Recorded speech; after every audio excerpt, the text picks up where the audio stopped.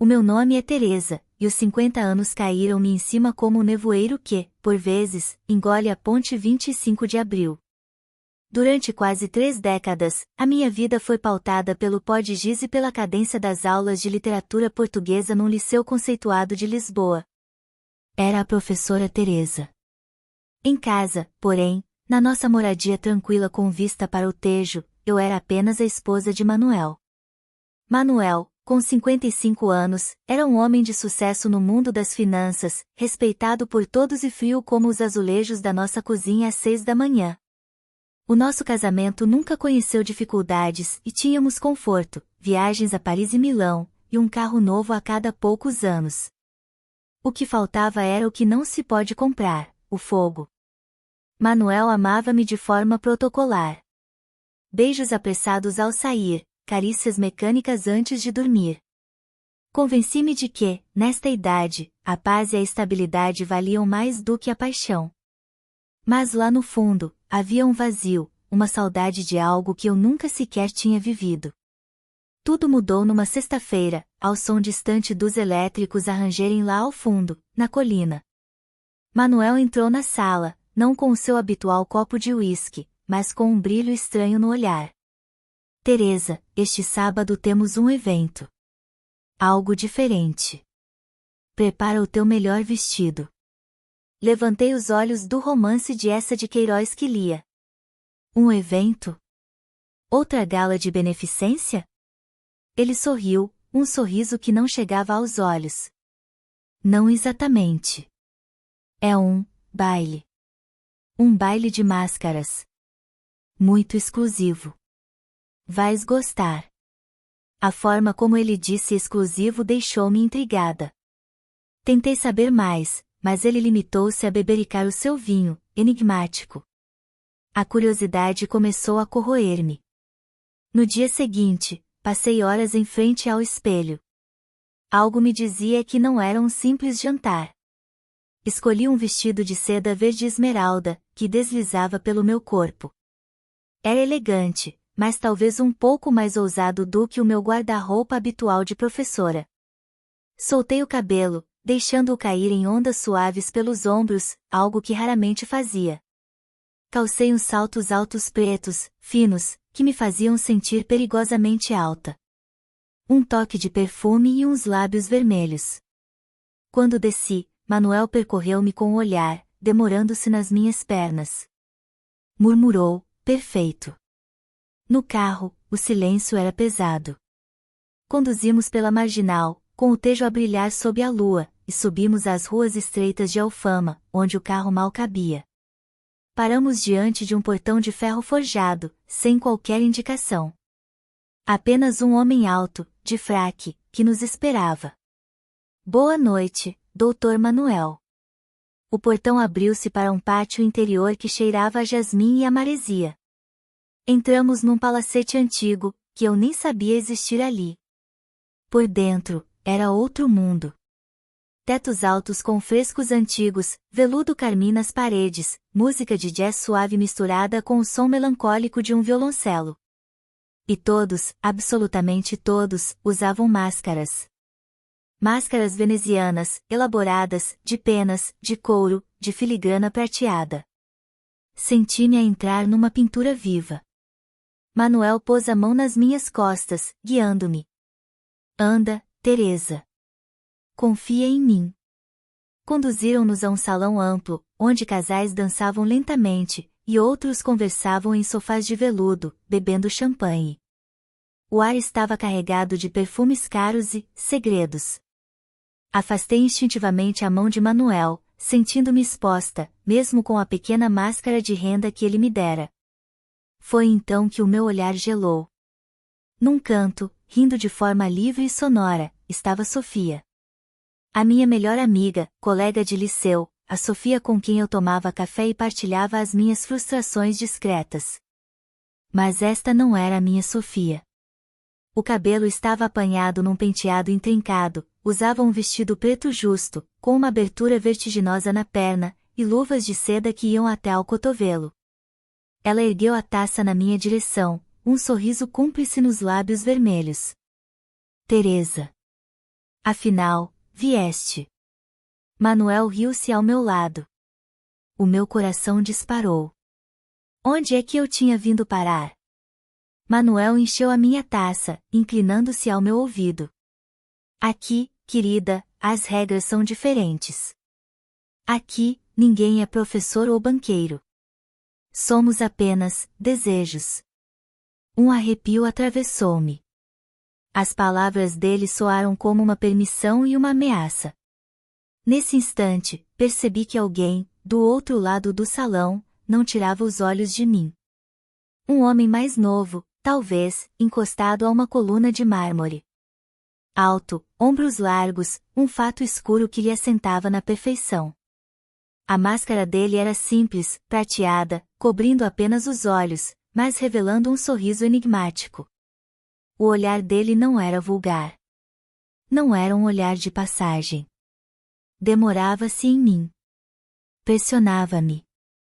Sentiu-a deslizar pelo meu vestido verde, a pousar nos meus saltos altos, a subir de novo até aos meus lábios. Senti o rubor a subir-me pelo pescoço. Virei o rosto, tentando focar-me em Manuel, mas continuava a sentir aquele olhar em mim, mais quente que o champanhe. Naquela noite, compreendi que Manuel me trouxera para um universo onde a nossa vida monótona não tinha entrada. Um lugar onde a única lei parecia ser a da tentação. E a Teresa de antes, a professora de voz pausada, tinha ficado lá fora, perdida nas ruas de calçada portuguesa. Tentei manter o sorriso educado, aquele que usei durante anos nas reuniões de pais, mas por dentro, sentia-me a desmoronar. A Sofia que ali estava, com o seu vestido preto a roçar-lhe as coxas e um brilho febril nos olhos, não era minha amiga. Era uma predadora. Ela aproximou-se de mim, deslizando pelo salão como se fosse a dona do lugar. O perfume dela, agora mais intenso, misturava-se com o cheiro a vinho do Porto Caro. Teresa, querida, murmurou, a voz rouca. Não fiques assim pálida, pareces uma das tuas heroínas românticas prestes a desmaiar. Isto não é um castigo, é uma libertação. Sofia, tu? Mal conseguia articular. O que é este sítio? O Manuel. O Manuel, afinal, percebeu, ela interrompeu-me, rindo baixo. Percebeu que tens andado a murchar. Estamos em Lisboa, Teresa. A cidade da luz e das sombras. Aqui, podemos ser ambos. E tu? Ela tocou levemente na seda do meu vestido, estás absolutamente deslumbrante. Pronta. Pronta para quê? A pergunta morreu-me nos lábios quando Manuel se juntou a nós. Ele não parecia incomodado, e parecia orgulhoso. Pousou a mão na minha cintura, mas o seu olhar estava em Sofia. Eu disse que ias gostar, disse ele. A música mudou. Um fado lento, mas com uma batida eletrônica, encheu o ar. Tinha a melancolia da nossa tradição, mas a urgência do pecado. Vamos apanhar um pouco de ar, sugeriu Manuel, mas não era uma sugestão. Guiou-nos para um terraço vasto, escondido nas traseiras do palacete. A vista era de cortar a respiração. O Tejo, lá embaixo, parecia um lençol de prata líquida, e as luzes de Alfama cintilavam como diamantes caídos. O cheiro do rio e da maresia invadiu-me, misturando-se com o jasmim. E ele estava lá. O homem da máscara prateada.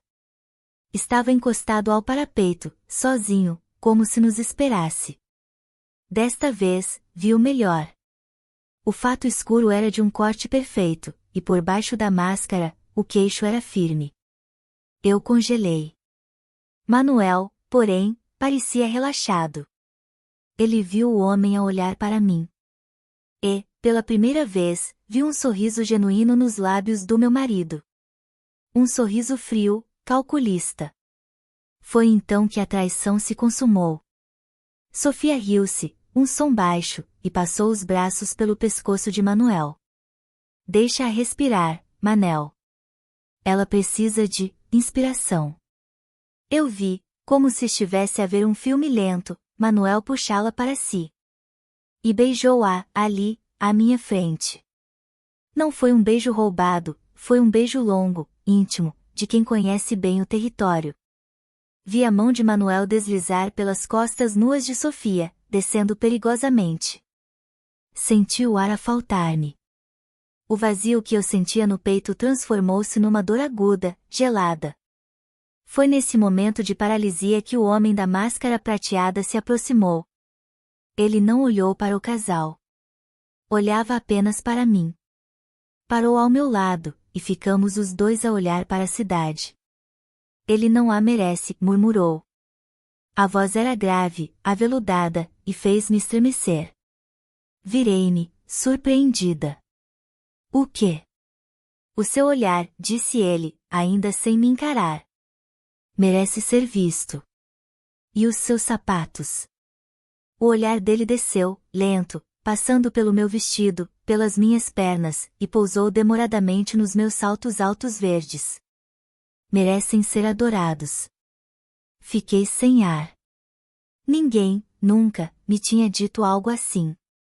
A forma como ele olhou para os meus sapatos, foi mais íntima do que um toque. Ele virou-se para mim. Os olhos dele, através da máscara, brilhavam. Permite-me. Ele não estendeu a mão. Apontou para o salão, onde a música tinha mudado para algo mais rítmico, uma quizomba sensual que convidava os corpos a colarem-se. Olhei para trás. Manuel ria agora, a mão perdida nos cabelos de Sofia. A raiva subiu, quente e súbita, engolindo a dor. Virei-me de novo para o desconhecido. Passei por ele, roçando-lhe deliberadamente com o ombro. Se conseguir acompanhar-me, sussurrei. Ouvi o sorriso na voz dele, mesmo sem o ver. Até ao fim do mundo, senhora. E ele seguiu-me, os passos dele firmes atrás de mim, enquanto eu entrava de novo no salão, sentindo o meu vestido de seda verde a balançar ao ritmo da minha nova e perigosa liberdade. A pista de dança era um mar de corpos mascarados. A batida da quizomba pulsava no ar, um ritmo lento e quente que vinha de África e se tinha entranhado na alma de Lisboa. Senti-o atrás de mim antes mesmo de ele me tocar. A sua presença era uma sombra palpável. Virei-me devagar. Ele estava a meros centímetros. A máscara prateada refletia as luzes do salão, e os seus olhos eram a única verdade ali. Eram escuros, intensos e, naquele momento, estavam postos em mim. A senhora, disse ele, a voz grave a vibrar sobre a música, concede-me a honra? A sua mão, enluvada a rigor, estendeu-se. Hesitei por uma fração de segundo. Olhei por cima do ombro, para o terraço. Manuel e Sofia ainda lá estavam, duas silhuetas escuras contra a luz do tejo, absortos um no outro. A raiva voltou, afiada como o vidro partido. A honra, respondi, a voz surpreendentemente firme, será minha. Coloquei a minha mão na dele. A sua pele, mesmo através da luva, parecia quente. A outra mão pousou nas minhas costas, firme, possessiva, no exato local onde a seda verde do vestido era mais fina. Senti o calor da sua palma como uma marca. Começamos a dançar. A quizomba não é uma dança, é uma conversa. É feita de pequenos passos, de condução, de confiança. E ele conduzia-me como se me conhecesse desde sempre. O meu corpo, habituado aos movimentos contidos de professora, de repente lembrou-se de como era ser fluido, ser sensual. Os nossos corpos estavam próximos. Embaraçosamente próximos. Senti a textura do seu fato contra o meu peito, a sua perna a guiar a minha, num movimento lento de avanço e recuo. Era escandaloso. Era maravilhoso. A senhora dança com a alma, murmurou ele, o hálito quente a fazer-me cócegas na orelha. O meu cabelo, solto, devia estar a roçar-lhe o rosto. Tentei recuperar a compostura. E o senhor, observa demasiado. Ele riu baixo, um som que me fez arrepiar. Apenas o que é belo. E o que é perigosamente negligenciado. O seu olhar desceu.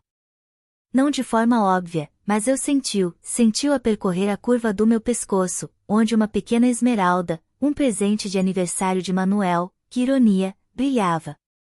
Sentiu-a descer pelo meu vestido. E, de repente, sentiu nos meus pés. Num passo mais lento, ele inclinou-se ligeiramente, como se fosse parte da coreografia. Tenha cuidado com esses sapatos, sussurrou, a voz quase inaudível. Numa calçada portuguesa, seriam perigosos. Aqui, ele fez uma pausa, os nossos corpos ainda colados, são uma arma. O meu coração falhou uma batida. Ele lembrava-se. A referência aos meus saltos altos não era casual. Era uma continuação da sua promessa no terraço. Era um fetiche sussurrado, uma fantasia partilhada em plena pista de dança. O rubor subiu-me ao rosto, mais quente do que o vinho. Levantei o queixo, aceitando o desafio. Talvez eu goste de armas. Ele parou de dançar por um segundo, embora a música continuasse. A sua mão nas minhas costas apertou-se ligeiramente, os dedos a cravarem-se na minha pele. Eu sabia que gostaria. A música atingiu o seu clímax melancólico. Estávamos parados no meio do salão, mas ninguém parecia notar. O mundo tinha se reduzido a nós os dois, a sua mão nas minhas costas e ao peso do seu olhar. Ele inclinou-se, como se fosse beijar-me. Prendi a respiração. Mas os seus lábios passaram pelos meus e foram até ao meu ouvido. O seu marido é um tolo, sussurrou ele, a voz carregada de uma emoção que não consegui decifrar. Mas talvez eu lhe deva agradecer. Afinal, foi ele que a trouxe até mim. A música parou. O silêncio que se seguiu foi ensurdecedor. Afastei-me dele, ofegante. O meu corpo tremia. A minha mente estava num caos de culpa e de um prazer intenso, novo. Foi então que olhei para a porta do terraço. Manuel e Sofia estavam lá. Já não se beijavam. Estavam parados, lado a lado, a observar-nos. Sofia tinha um sorriso divertido, quase triunfante. Mas Manuel. A máscara dele não conseguia esconder a fúria. Os seus olhos, frios como o mármore que eu tão bem conhecia, estavam cravados em mim. Não era o olhar de um marido calculista que tinha um plano. Era o olhar de um homem que acabava de perder o controlo. O ar voltou a encher-se de música, desta vez um tango elétrico, tenso e dramático. Parecia a banda sonora perfeita para o que se ia seguir. A fúria no rosto de Manuel era real, uma tempestade que se formava nos olhos habitualmente calmos. Ele deu um passo na nossa direção, ignorando Sofia, que tentou segurá-lo pelo braço. Manuel, calma. Isto é um jogo, sibilou ela. Não, rosnou ele, afastando a mão dela com um gesto brusco. Ele atravessou a pista de dança como um navio a quebrar o gelo. As pessoas afastavam-se, sentindo a mudança no ar. Parou à minha frente. O seu olhar não foi para o homem da máscara prateada, foi para mim. Um olhar possessivo, gelado. A dança acabou, Teresa. Vamos embora. A sua mão agarrou meu pulso, com força. A dor foi aguda, um choque que me trouxe de volta à realidade. O meu marido, o homem frio mas previsível, estava a magoar-me. Em público. Mas a Teresa que ele agarrou já não era a mesma que chegara horas antes. O champanhe, a dança, a adrenalina e, acima de tudo, a raiva pela sua traição, tinham acendido algo em mim. Olhei para a mão dele a apertar o meu pulso. Depois, levantei o queixo e olhei-o nos olhos. Larga-me, Manuel. A minha voz saiu baixa, mas firme. Ele pareceu surpreendido. A sua mão apertou com mais força. Eu disse. O cavalheiro ouviu a senhora, a voz grave do meu parceiro de dança cortou o ar. Ele não se mexeu, mas a sua presença era uma ameaça. Ela disse para largar. Manuel virou-se para ele, finalmente. A sua raiva encontrou um alvo. E quem é você para se meter nos assuntos da minha mulher? O homem da máscara prateada limitou-se a inclinar a cabeça. Sou apenas alguém que não gosta de ver uma senhora ser maltratada. A tensão era palpável. Podia-se cortar o ar. Manuel odiava cenas. Odiava perder o controlo, e ali estava ele, no centro das atenções, com a sua mulher a desafiá-lo e um estranho a defendê-la. Puxei o braço com força, libertando-me do seu aperto. A marca vermelha dos seus dedos ficou na minha pele. Eu não sou um assunto, Manuel, disse eu, a voz a tremer ligeiramente. E esta noite, certamente não sou tua. Ele olhou para mim, incrédulo. Depois olhou em volta. Vi o momento exato em que o seu orgulho e o seu ódio pela exposição pública venceram a fúria. A sua máscara de homem de negócios voltou ao lugar. Tu vais te arrepender disto, Teresa, sibilou ele. Espera-me no carro. Virou costas e saiu do salão, ombros rígidos, deixando um rasto de silêncio. Sofia olhou para mim, um misto de irritação e pena, e foi atrás dele. Fiquei sozinha no meio da pista, o meu coração a bater descontrolado. O tango parara. Senti todos os olhares em mim. As minhas pernas ameaçaram ceder. Senti um toque leve no meu cotovelo. A senhora está bem? Virei-me. Era ele. A máscara prateada ainda no lugar, mas os olhos, agora de perto, pareciam preocupados. Eu preciso de apanhar ar, murmurei. Por aqui, disse ele. Guiou-me não para o terraço principal, mas por um corredor mais estreito, coberto de tapeçarias antigas. Abrimos uma porta e saímos para um pátio interior minúsculo, um claustro esquecido, com uma pequena fonte de pedra a murmurar no centro e o cheiro a laranjeiras no ar. A lua iluminava o espaço, criando um refúgio de silêncio. Respirei fundo, o ar fresco da noite a arder-me nos pulmões. Obrigada. Por aquilo. Não tem de agradecer. Ele ficou a uma distância respeitosa. Ele não devia ter lhe tocado daquela forma. Olhei para ele, para a silhueta alta contra a pedra antiga. Por que é que o fez? Nem sequer o conheço. Ele ficou em silêncio por um momento, a observar-me. Eu acho que a conheço assim. Franzi o sobrolho. Não compreendo. Conheço-a de há muito tempo, disse ele, a voz mais suave. Conheço a forma como mexe no cabelo quando está a pensar. Conheço a forma como o seu olhar se perde quando lê um poema em voz alta. O meu sangue gelou. O que está a dizer? Ele levou lentamente as mãos ao rosto e desamarrou a fita de seda da máscara. A prata deslizou, revelando-lhe o rosto à luz da lua. O ar fugiu-me. Tive de me agarrar à borda da fonte para não cair. Não era possível. À minha frente estava Luiz. O meu ex-aluno. O rapaz brilhante e calado que viera do Porto estudar em Lisboa, há mais de 10 anos. O rapaz que escrevia ensaios sobre Camões que me deixavam sem palavras. O rapaz cujos olhos escuros me seguiam na sala de aula com uma intensidade que eu, na altura, escolhi ignorar, catalogando-a como admiração acadêmica. Mas este não era um rapaz. Era um homem. Os ombros largos, a barba por fazer de forma cuidada, o mesmo olhar intenso, agora sem qualquer vestígio de timidez. Luiz. O meu nome saiu como um sopro. Ele sorriu. Um sorriso lento, que conhecia todos os meus segredos. Boa noite, professora Teresa, disse ele, a voz aveludada a brincar com o meu título. Disse-lhe que os seus sapatos eram uma arma. Sempre achei que a sua inteligência também era. Parece que, afinal, não me enganei. O mundo à minha volta parou. O som da fonte parecia ecoar dentro da minha cabeça, e o cheiro das laranjeiras tornou-se subitamente intenso, quase sufocante. Professora Teresa. A forma como ele disse o meu nome, já não era a voz de um adolescente inseguro. Era a voz de um homem, grave e aveludada, que saboreava a cada sílaba. Luiz, tu? Aqui. A minha voz era um sussurro.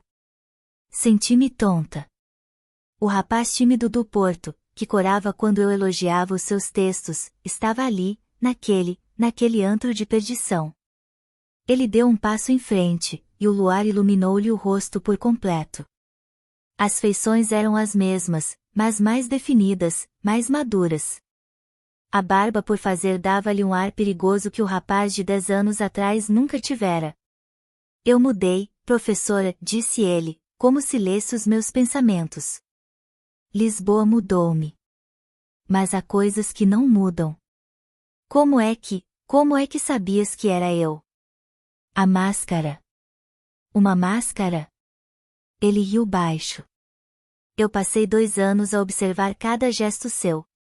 A forma como inclina a cabeça para a esquerda quando está a ouvir com atenção. A forma como os seus dedos brincam com essa pequena esmeralda quando está impaciente. O seu olhar desceu até ao meu colar, e eu, por instinto, levei a mão ao pescoço. Eu reconhecê-la-ia no meio de 1000, Teresa. Com ou sem máscara. O meu coração batia descompassado.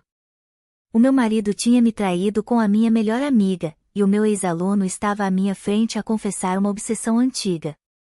Era demasiado. Tu observaste-me, os meus sapatos, murmurei, a lembrar-me da sua estranha fixação. Ele não corou. Pelo contrário, o seu olhar tornou-se mais intenso. Eu observei tudo. Observei a professora Teresa. A mulher inteligente, contida, sempre dona de si.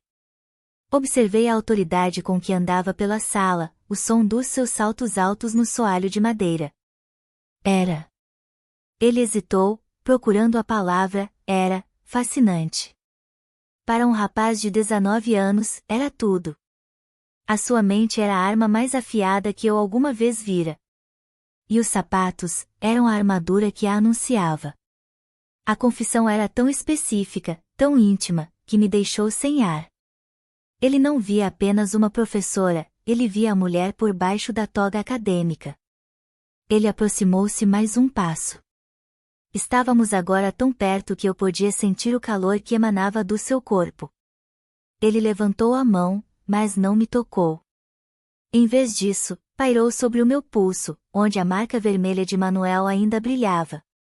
Isto, disse ele, a voz subitamente dura, foi o que me fez intervir. A sua inteligência é uma arma, Teresa. Não um alvo. Ele não tem o direito. O contraste entre a violência de Manuel e a delicadeza contida de Luiz era avassalador. E o facto de ele me chamar Teresa, e não professora, quebrou a última barreira. O que fazes aqui, Luiz? Neste mundo? Sou arquiteto, agora, disse ele, simplesmente. Desenho espaços. E, por vezes, visito os espaços que outros desenham para escapar. Tal como a senhora, suponho. O seu olhar disse-me que ele sabia exatamente o que Manuel e Sofia tinham feito no terraço. A porta do pátio abriu-se com um render suave, fazendo-nos saltar. Um empregado de fraque apareceu na moldura da porta. A luz do corredor atrás dele pareceu demasiado forte. Senhora Teresa? O seu marido mandou informar que o carro está à sua espera. Ele, parece impaciente. A realidade caiu sobre mim como água fria. Manuel. O carro. A nossa casa silenciosa com vista para o Tejo. A vida protocolar. Olhei para Luiz.